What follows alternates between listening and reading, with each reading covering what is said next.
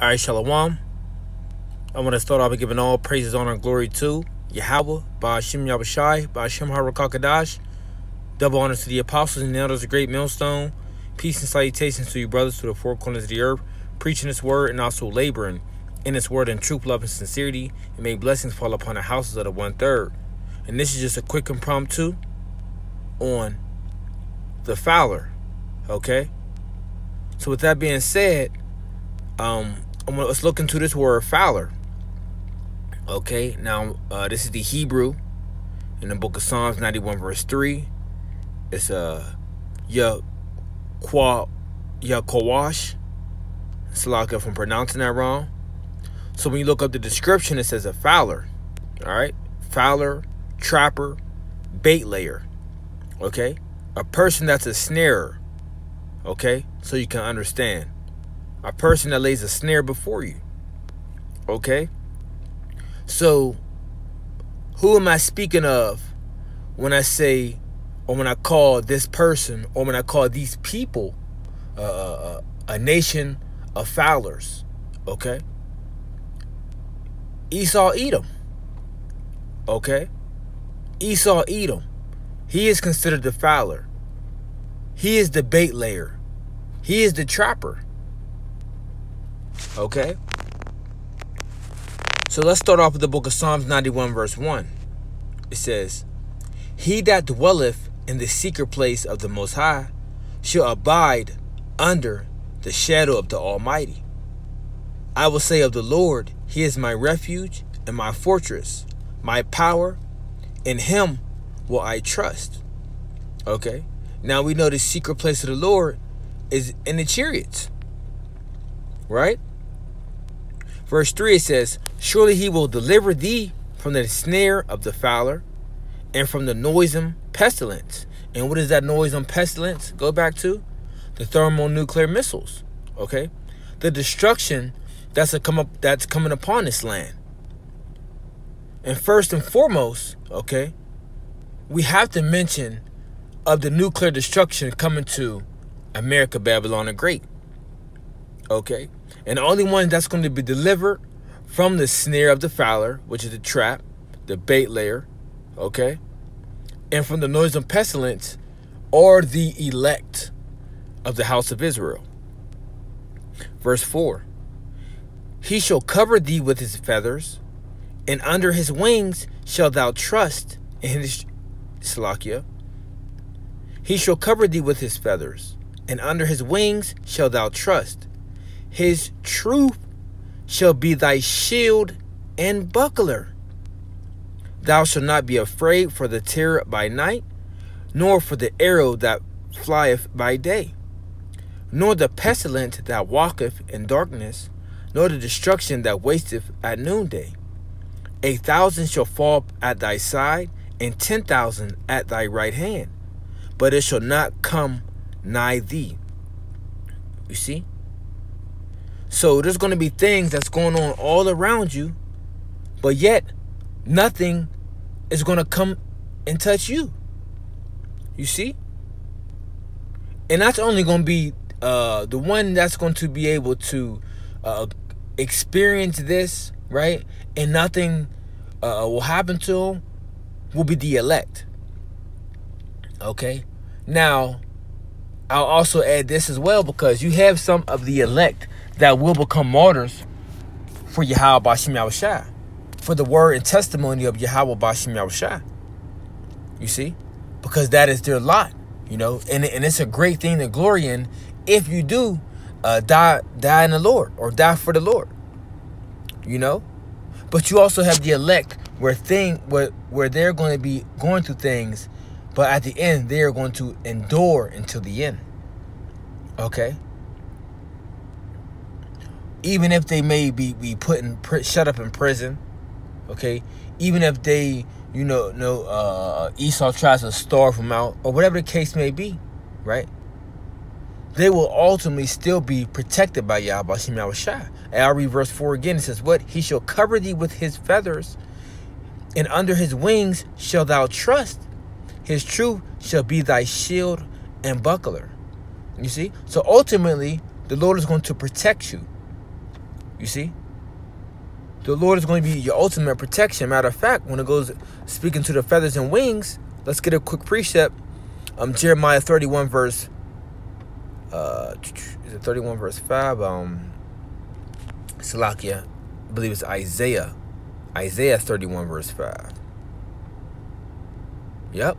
Right here it says, as birds flying, so will the Lord of hosts, right? Lord of armies, or Yahweh. When you see Lord in all caps, it's Yahweh. Yahweh of hosts, defend Jerusalem. You see? And Jerusalem is a people before a place. I'll read it again. It says, as birds flying, right? Representing the chariots. As birds flying, so will the Lord of hosts defend Jerusalem. Defending also, he will deliver it, and passing over, he will preserve it. You see that? So going back into Psalms 91, right? Verse 4 again, what does it say? He shall cover thee with his feathers, and under his wings shalt thou trust. You see? So if you're a part of the elect, the Lord got you. Okay? You must trust that he is. Verse 8, only with thine eyes shalt thou behold and see the reward of the wicked. You see? And the ultimate judgment, the ultimate reward for the wicked is destruction. Okay? Destruction. You know? And if you make it to be on those chariots, right? There's I forget the other scripture. So Salakia for that. That, you know, basically we're going to be looking down like through a sea of glass, you know, watching the destruction upon the wicked, you know. The wicked starting with Esau, Edom, the nation of Esau, Edom, but then also the wicked of our people as well. You see? So it says what? Only with thine eyes shalt thou behold and see the reward of the wicked. Because thou hast made the Lord, which is my refuge, even the Most High, thy habitation. There shall no evil befall thee, neither shall any plague come nigh thy dwelling. You see? So that's the point. Okay? And this is just a quick impromptu, and Lord willing, me and the brothers can link up later and do a quick lesson on this. Okay? Dealing with the Fowler. Right? Who is the Fowler? Esau, Edom. Let's go to that description again. It says what? The definition of a Fowler. It says a trapper, a bait layer. You see? A snare. Okay? And that's all Esau tries to do. You know, it's laid traps for you so-called Negroes, Latinos, and Native Americans. You see? To ultimately get you destroyed right along with him. Okay? Because he know he is that nation that is not going to receive mercy by Yahweh Shem Yahushai. Okay? Let's matter of fact, there's I believe there's something else I want to get what's that? Let's go to the book of Psalms. Like I said, this is an impromptu, so Lord willing, me and the brothers can do a lesson, you know, on this later. Psalms 140, verse 1, it says, to the chief musician, a psalm of David. Deliver me, O Lord, from the evil man. Preserve me from the violent man, which imagine mischiefs in their heart. Continually are they gathered together for war. They have sharpened their tongues like a serpent. Adder's poison is under their lips. Salah. Keep me, O Lord, from the hands of the wicked. Preserve me from the violent man who have purposed to overthrow my goings. And that's Esau is purposely trying to destroy you so-called Negroes, Latinos, and Native Americans. You Israelites out there. He is purposely trying to destroy you. Physically, mentally, spiritually. Right? Even to the point where, you know, using his witchcraft. You see? Because everything, the Lord have created everything, right? To be on the right side of things, to be righteous.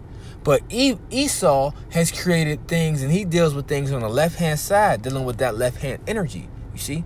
So, like it says, he searches out, he makes a diligent search, right? So what he does is, he finds ways and different things, and he manipulates them. You see? So to the point where, like I said, he done a diligent search.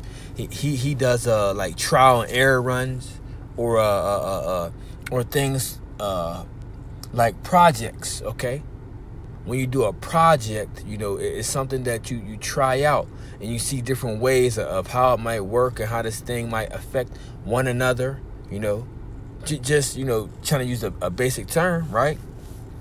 So he used different methods, okay, to see which can destroy, see which different thing he can use that could destroy the best.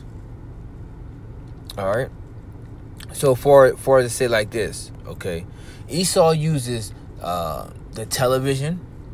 Esau uses the music. Esau uses the food. Okay, he used all these different things to destroy your people. Okay, and everything that I just mentioned has a very how do I want to say it? Plays a big role in this today's society on how he controls the mind of the people. But it's still his purpose to overthrow our goings. And our true goings is following the ways of Yahweh Bashim Yahushua, being close and fearing our power. Okay, and Esau teaches the complete opposite of that. So I read verse 4 again. It says, Psalms 140 verse 4 says, "Keep me, O Lord, from the hands of the wicked. Preserve me from the violent man who have purpose to overthrow my goings. The proud have hid a snare for me. In cords they have spread a net by the wayside. They have set gins for me." Salah. And a gin is another way of saying a trap. Okay.